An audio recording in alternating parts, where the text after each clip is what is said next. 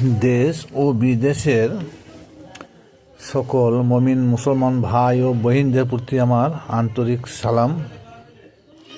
আসসালামু আলাইকুম ওয়া রাহমাতুল্লাহি ওয়া বারাকাতুহু।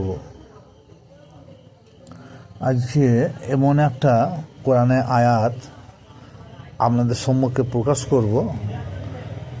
আয়াতটা হয়তো অনেকেই জানেন, কিন্তু তার মর্যাদা সম্পর্কে আমরা কেউ বুঝি না।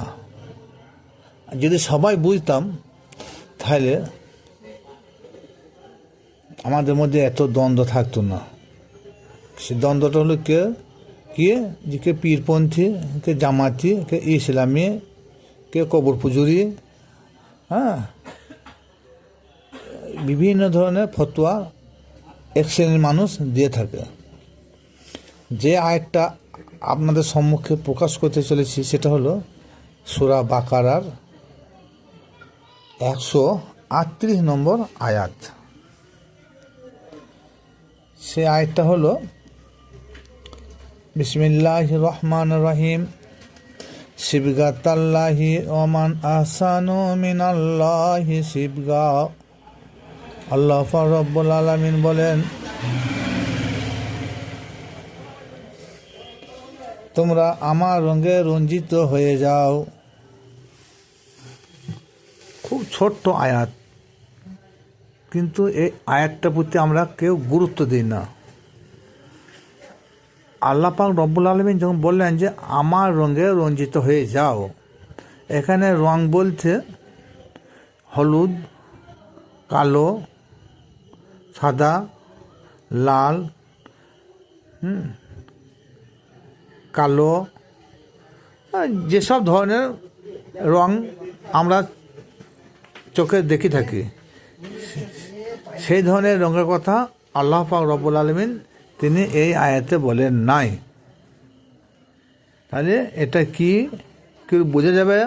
এই রঙের কথাটা বলতে কি বোঝানো হয়েছে? এই রঙের কথা বলতে কি বলা হয়েছে, গুণগত দিক থেকে কার্যক্রম ক্ষেত্রে বোঝানো হয়েছে। যখন সূরা আল ইমরানে বলা হয়েছে যে রসুলের ভালোবাসায় আল্লাহর ভালোবাসা, রসুলের আনুগত্য আল্লাহরই আনুগত্য, রসুলের হাত আল্লাহরই হাত, রসুলের জুবান আল্লাহরই জুবান, এগুলো সবই কোরআনের আয়াত। এত কিছু যখন প্রমাণ রয়েছে, এরপর আল্লাহর রং যদি আমার খুঁজতে হয়, তাহলে আপন রসুলের রঙে আমাকে রঞ্জিত হতে হবে। সে রসুলের রং এখানেও সে লাল, কালো, ধলো, সাদা এসব রং নয়। রসুল পাক সাল্লাল্লাহু তাআলা আলাইহি সাল্লামের যেসব গুণগুলো রয়েছে, সেই গুণের বর্ণনা কথা এখানে বলা হয়েছে। অথচ আল্লাহ পাক রব্বুল আলামিন বলছেন, আমি যেসব আয়াতগুলো নাজিল করেছি, আমি যাহা কোরআনে নাজিল করেছি, তাহা আমার বান্দার সাধ্যের বাইরে আমি নাজিল করি নাই বা আদেশও করি নাই। তাহলে আল্লাহ পাক রব্বুল আলামিন যে বললেন যে তোমরা আমার রঙে রঞ্জিত হয়ে যাও, তাহলে নিশ্চয়ই এটা মারাত্মক ভারী বোঝা বলা যাবে না।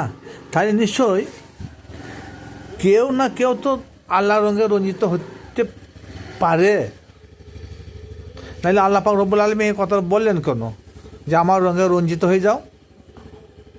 তাই নিশ্চয়ই কেউ না কেউ পারবে। আর সে পারা ব্যাপারটাই হচ্ছে যারা আল্লাহর রসুল আছে তারা পারবে, যারা আল্লাহর বন্ধু ওলি আছেন তারাও পারবে, যারা মুমিন মুত্তাকিন তারাও পারবে। এক কথায় আল্লাহওয়ালা বান্দারা পারবে, নাহলে আল্লাহওয়ালার নাম হতে পারে না। কারণ আল্লাহওয়ালা এমন একটা শব্দ, যেমন একটা উদাহরণ দিচ্ছি, আমওয়ালা। নিশ্চয়ই আমওয়ালা, তার কাছে আম পাওয়া যায়, ফলওয়ালা, তার কাছে ফল পাওয়া যায়। তাহলে আল্লাহওয়ালা নিশ্চয়ই সেই আল্লাহওয়ালা ব্যক্তির কাছে আল্লাহর পুরো ঠিকানা, অ্যাড্রেসটা পাওয়া যায়। এতে কোনো সন্দেহের অবকাশ নাই।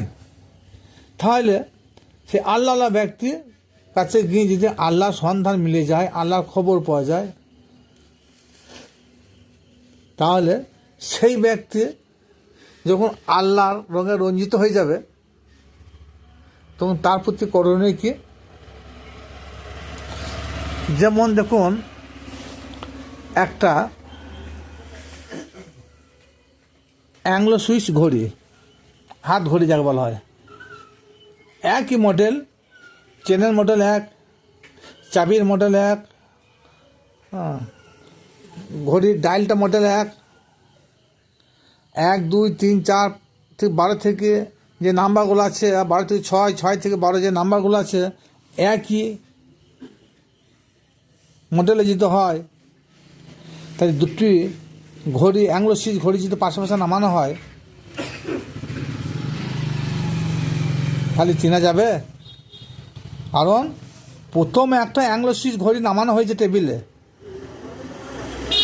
সেই ডায়াল অনুযায়ী, সেই চেন অনুযায়ী, সেই ঘড়ির কাঁটা অনুযায়ী, সেই নাম্বার অনুযায়ী সেম সেই রঙে আর একটা ঘড়ি রঞ্জিত হয়ে গেল, পাশে নামিয়ে দেওয়া হলো, সেটাকে চেনা যাবে?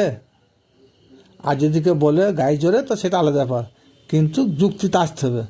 একই কোম্পানি ডায়াল, একই কোম্পানির চেন, চেনটাও মডেল একই, ঘড়ির কাঁটার মডেল এক, ঘড়ির যে নাম্বার থাকে 1 থেকে 12, 12 থেকে 6,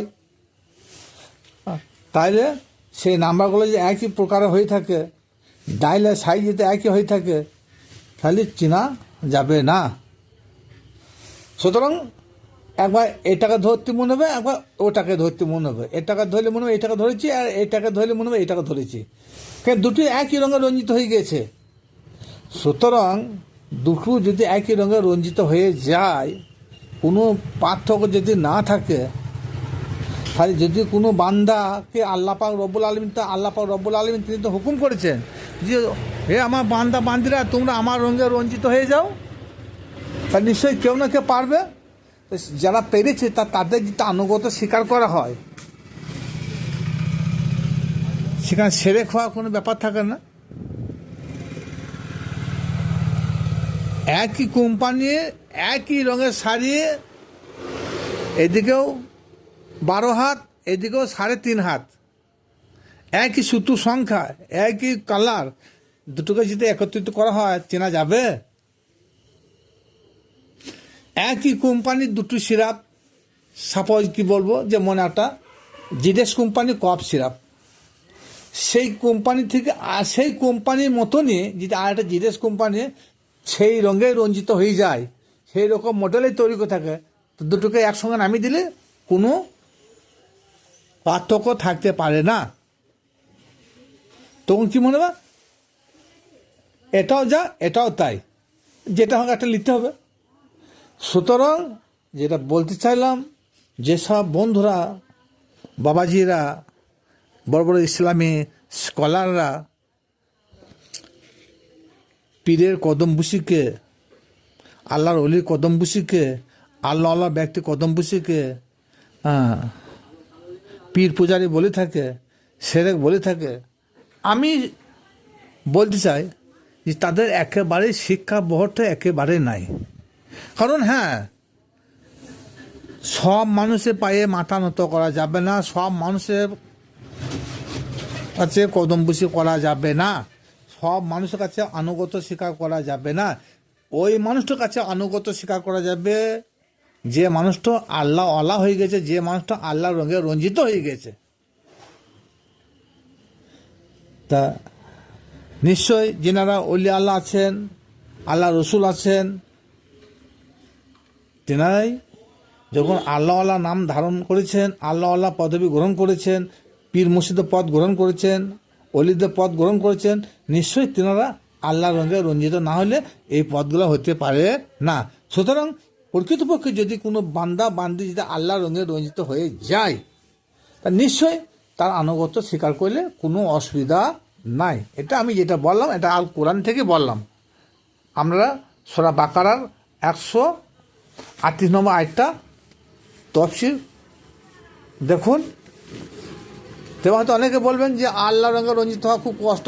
আল্লাহ রঙে যদি রঞ্জিত হওয়া খুব কষ্ট হয়, তাহলে আল্লাহ পাক রব্বুল আলামিন তিনি তো বলেছেন যে আমি এই কোরআনের মধ্যে এমন কোনো আয়াত নাজেল করি নাই যাতে আমার বান্দার উপরে ভারী হয়, ভারী বোঝা অর্পণ করি। সহজ সরলভাবে তিনি কোরআনের আয়াতগুলো নাজেল করেছেন যাতে বান্দার উপরে কোনো বোঝা তিনি চাপান নাই। আল্লাহ পাক তো বলেছে যে আমি তোমাদের উপরে এমন কোনো ভারী বোঝা অর্পণ করি নাই যাতে তোমরা বহন করতে পারবে না। তাহলে নিশ্চয়ই আল্লাহ পাক রব্বুল আলামিন যখন এই কথাটা বললেন যে ভারী বোঝা তোমাদের উপর আমি অর্পণ করি নাই, তাহলে নিশ্চয়ই এটা এই যে আয়াতটা বললেন যে আমি আল্লাহ পাক রব্বুল আলামিন তিনি বলছেন যে তোমরা আমার রঙে রঞ্জিত হয়ে যাও। নিশ্চয়ই কোনো মানুষ পারবে, যে মানুষটা পারবে তা সেই মানুষটা যদি তার আনুগত্য স্বীকার করে, তার যে কদমবুসি করে, তার যদি সেবা করে, হ্যাঁ, তা নিশ্চয়ই এটা কোনো অপরাধ হতে পারে না।